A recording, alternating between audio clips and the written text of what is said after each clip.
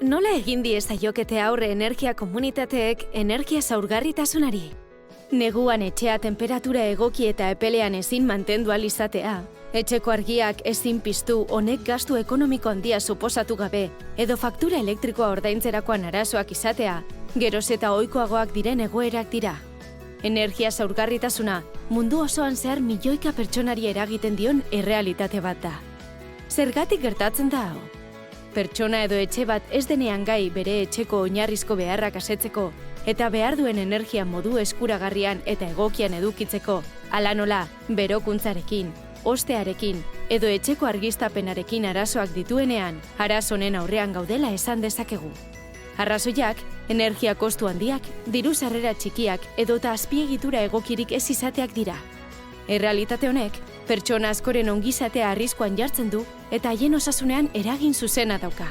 Energia komunitateak funtsezkoak dira energia zaurgarritasunari aurre egin ahal izateko.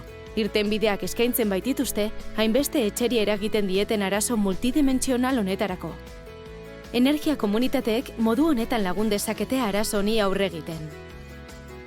Pobrezia energetikoa pairatzen duten pertsonen parte hartzea bultzatuz.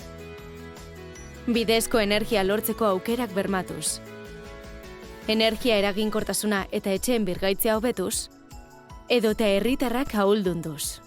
Komunitate energetikoek beren energia sortzeko eta partekatzeko aukera ematen diete pertsonei, energia eskuragarriagoa eta merkeagoa izan dadin. Energia komunitateek energia berriztagarriko sistema ezberdinetan inbertitu dezakete, eguzki panelen edo turbina eolikoen instalazioetan adibidez. Horrela, sare elektriko tradizionalarekiko mendekotasuna murriztea lortzen da, eta horrekin batera elektrizitatearen kostuak jaistea lortzen da. Energia komunitateetan, energia berriztagarrien instalazioez gain, beren kideen artean energia eraginkortasuneko praktikak sustatu daitezke. Hala nola, etxe bizitzen isolamendua hobetzea, etxea tresna elektriko eraginkorragoekin hornitzea, edo energiaren kontsumo arduratsuari buruzko kontzientziazio egitea.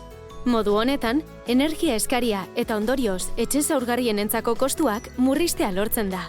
Hainbatetan, energia komunitateak zaurgarriak diren etxe bizitzentzat eta diru sarrera txikiak dituztenentzat diseinatzen dira, energiara sarbide zuzena izateko, modu eskuragarri eta ekonomikoan.